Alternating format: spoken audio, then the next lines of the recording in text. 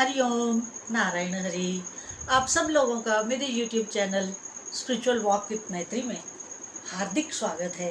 आप सब लोग स्वस्थ रहें, व्यस्त रहें, मस्त रहें, ऐसी कामना के साथ, ऐसी विश के साथ, ऐसी प्रार्थना के साथ मैं रोज़ अपना वीडियो स्टार्ट करती हूँ।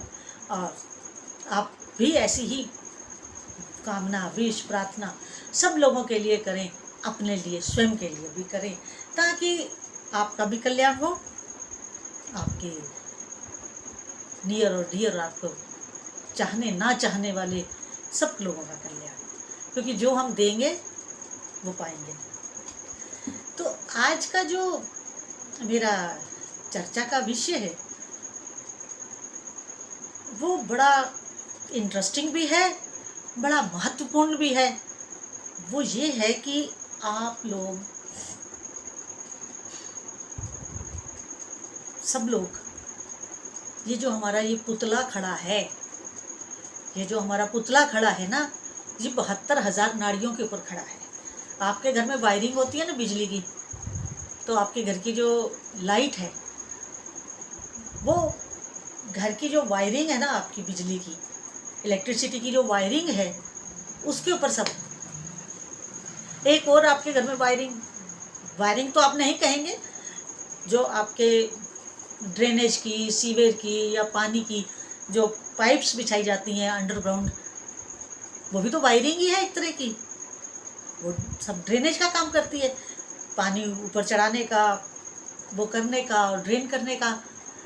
तो बिजली और वो जो ड्रेनेज सिस्टम है, तो उसकी भी तो एक तरह से, ये बिजली की तो वायरिंग को वायरिंग ही बोलते हैं, लेकिन मैं उसको भी वायरिंग बोल रही हूँ जानबूझ के। तो इन ऐसे ही जैसे ये मकान की सारी बुनियाद खड़ी होती है इस पे, अगर आप बिल्डिंग बना लें और बिजली ना हो और नीचे की पानी की व्यवस्था ना हो, तो जीवन बड़ा कठिन हो जाएगा। तो इसी तरह जब मनुष्य की रचना की गई, जब हमें बनाने की एक कल्पना हुई, प्रभु के दिमाग में, उनकी बुद्धि में आया कि मुझे अपने खेलने के लिए खिलौने चाहिए। तो खिलौने चाहिए तो उनको लकड़ी के खिलौने तो नहीं चाहिए, उन्हें तो जीते जागते खिलौने चाहिए थे। उन्होंने हमारे जैसे अपने खेलने के लिए बहुत से खिलौने बना लिए। अब उनको जिंदा भी रखना है, जिंदा भी वो करना है, तो वायरिंग करी। हमारे शरीर में 72,000 नाड़ियों की वायरिंग है, जिस पे ये पुतला खड़ा है। और अगर एक भी नाड़ी में कोई दिक्कत आ जाती है तो हमें शरीर में परेशानियां आनी शुरू हो जाती हैं। सब जानते हैं, सबके साथ परेशानियां आती हैं, जाती हैं, और स्ट्रेस हो जाता है, स्ट्रेन हो जाता है, कुछ भी हो सकता है नाड़ियों में। मगर अगर इन 72,000 नाड़ियों को हाफ पोर्शन में वो किया जाए, आधा किया जाए, 72,000 नाड़ियों को आधा किया जाए, तो हमारी बॉडी में 2 नाड़ियां हैं, ईड़ा और पिंगला। मैंने पीछे भी एक वीडियो में बताया था ईड़ा पिंगला के बारे में, आप चेक कर सकते हैं मेरे चैनल पे जाके, स्पिरिचुअल वॉक विद मैत्री में। अब इन 72,000 नाड़ियों को आधा करके इन दोनों नाड़ियों ने संभाल रखा है, ईड़ा और पिंगला ने। बीच में सुषुम्ना है। ईड़ा और पिंगला एक लेफ्ट साइड पर है, एक राइट साइड पर है। समझ रहे हैं आप? अब भगवान शिव अर्धनारीश्वर हैं, मतलब ये कि उनकी 72,000 नाड़ियां आधी आधी शिव और शक्ति में डिवाइड है। वैसे भी हमारी भी ऐसे ही है, शिव और शक्ति में बटी हुई हैं ईड़ा और पिंगला। समझ रहे हैं आप? और भगवान शिव ने अर्धनारीश्वर रूप ही इसीलिए धारण किया ताकि हम लोगों को ये समझ आ सके कि हमारी ईड़ा और पिंगला 2 हिस्सों में डिवाइडेड है, शिव और शक्ति में, और बीच में है, सेंटर में है सुषुम्ना। अब जब हमारी नाक के नासिकाओं में से सांस का फ्लो होता है, ब्रीथिंग फ्लो होता है, या एनर्जी फ्लो होता है, तो हम उसका कनेक्शन कैसे जोड़ें? कनेक्शन कैसे जोड़ें, उसका बहुत सीधा और सिंपल तरीका है।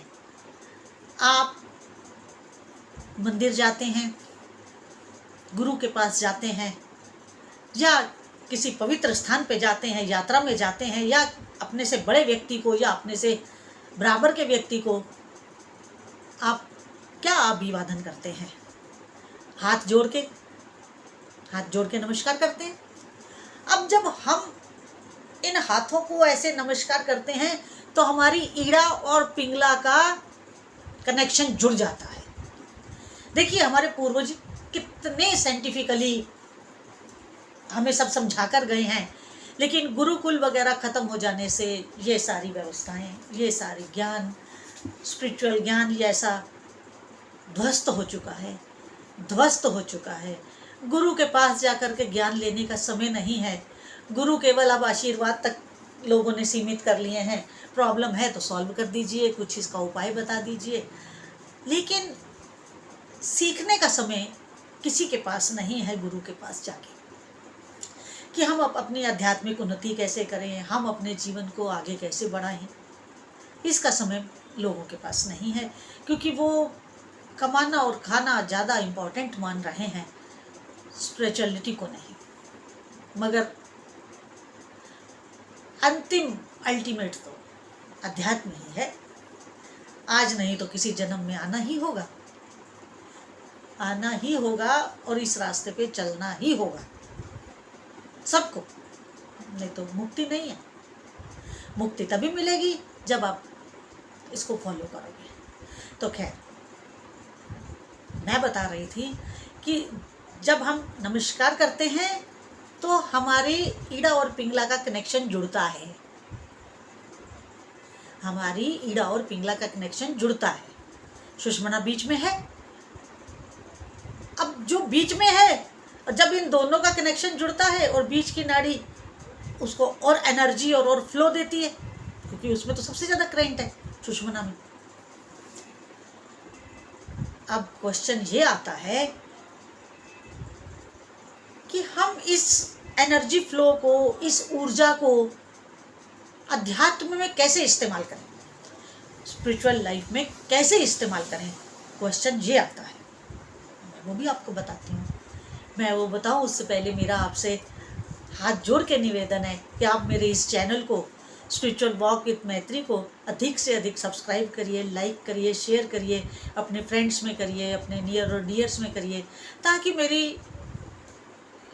ये चर्चा, मेरी वाणी दूर दूर तक जा सके और लोगों को सही, बिल्कुल सही और स्पष्ट अध्यात्म का ज्ञान मिल सके।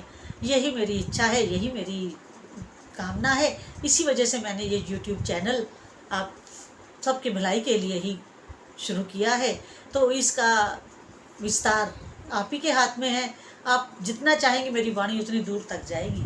तो इसके लिए आपको मेरे इस चैनल को सब्सक्राइब भी करना होगा, लाइक भी करना होगा, शेयर भी करना होगा और आइकन बेल भी दबाना होगा, ताकि वीडियो अपलोड करते ही आपको नोटिफिकेशन भी मिल जाए।